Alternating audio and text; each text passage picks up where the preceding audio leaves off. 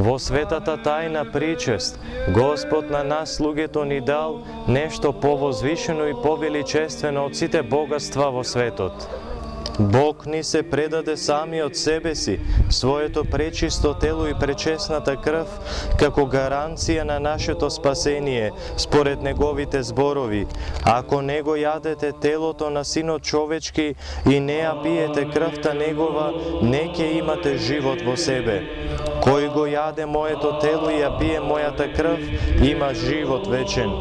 Ете зошто Спасителот така силно сакал на своите ученици, а преку нив и на сите верници да им ја предаде светата тајна причест.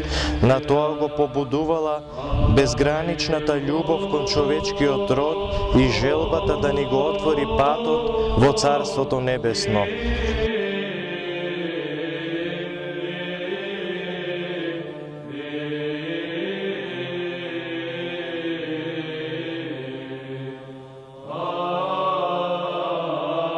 Во светата тајна причест, ние не само што се соединуваме со Бога, туку се и соединуваме и меѓусебно, едни со други, и стануваме тело или црква Негова.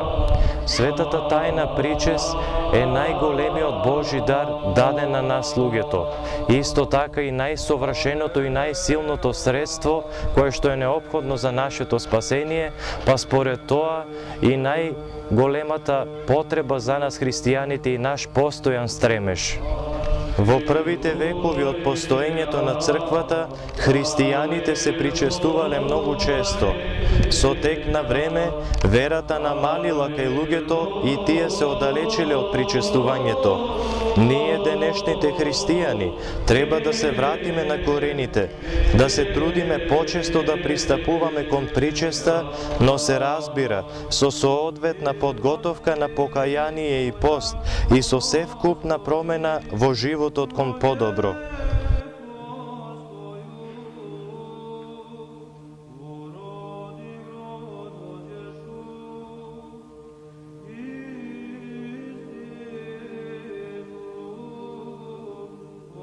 Дека на вистина на литургијата се случува чудо и дека вистина се преобразуваат лебот и виното во вистински крв и тело Христови и дека причестувањето не е само обичај, туку голем и страшен настан во животот на христијаните, сведочи еден настан од првите векови на црквата, настан кој што го опишал блажениот Јован Москос, познат црковен писател, во едно свое значајно дело Духовни полиња.